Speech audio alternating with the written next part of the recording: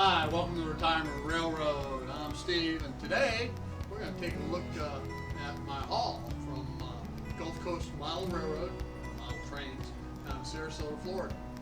All right. I try to get down there once, twice a month, about an hour drive. Well worth it. Small little train shop that has a ton of stuff. All right. And the owner Dave and Kelly are phenomenal folks. They'll bend over backwards to help me. So, anyway, first thing I did was I got some Oxford die-cast cars. I picked up two 1950 Oldsmobile Rocket 88s. So, these were sweet cars back in the day. My parents owned one. Alright, that was beige, just like this, beige with a black top. So, two of those. We got a 1957 Dodge pickup truck.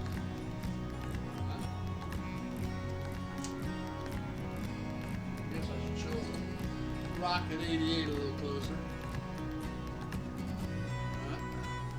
And a 1960 Chevrolet Stepside.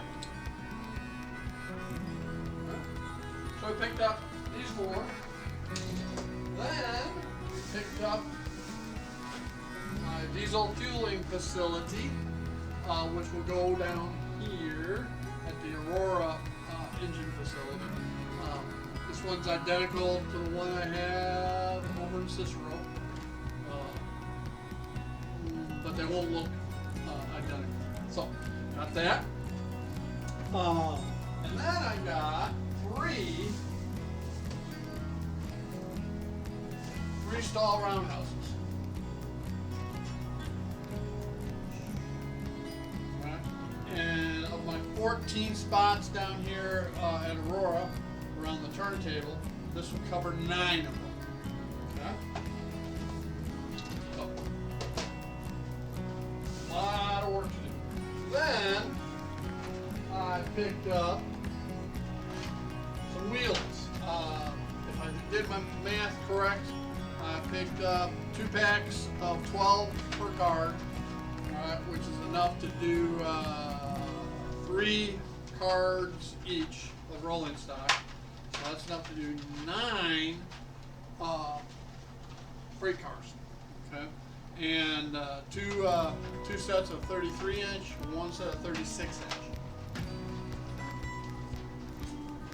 Then let's see what I get.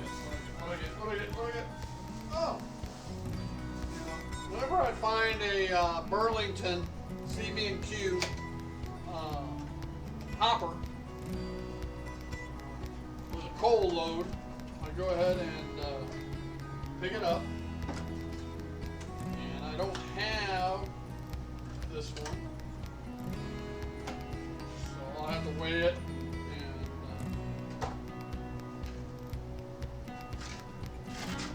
Change out to KDs. It's got the plastic couplers, but I like KDs. So, real nice Woodside coal hopper. So that'll go on my coal train. All right. And what else? Oh, little bottle of Custer's Gloss White. My very first car that I owned was a 1960 Oldsmobile Dynamic 88, okay? Which is basically the same body style as the Pontiac back in the day.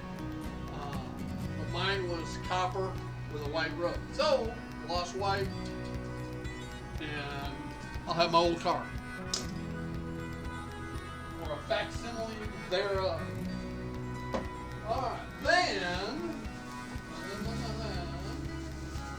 I got some decoders. Now this is the standard decoder I put in most of my locomotives. It's not a high-end one. You know, if all said and done, I prefer Tsunami 2s, but I've been using the SDX H166 Digitrax. Alright, they're 16-bit. 16-bit decoders. And these are sound decoders. And this one will be in the Proto 2000 E7 that I got back in January as part of that mass eBay deal. Okay, then I got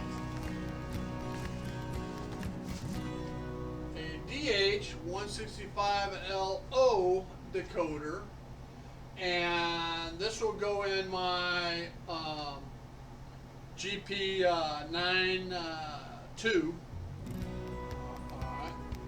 It's plug and play into that, and it'll hook up to a what Digipex calls a sound bug decoder that one mounts on top of the other, so that engine will be sound.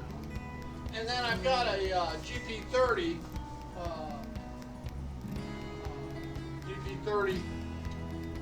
Santa Fe road switcher that has a decoder but no sound, so another sound bug for it. That's also a Lifelike Proto 2K. And Kelly down there threw in a 8-pin NMRA to 9-pin cable, so that pulled the 9-pin connector out of here, put this 9-pin connector in, and just plug it on into that E7, and I should have sound and everything ready to go. Now I'll probably still have to change out the lights that came in it, because they're incandescent, so I'll put in LEDs. Two fronts, one is a Mars light. They're very easy to program. Okay, so that's my haul from Gulf Coast Model Trains for today, which is Wednesday, March 10th. So, I want to thank you for watching. I'm Steve, and y'all have a great day. Bye now.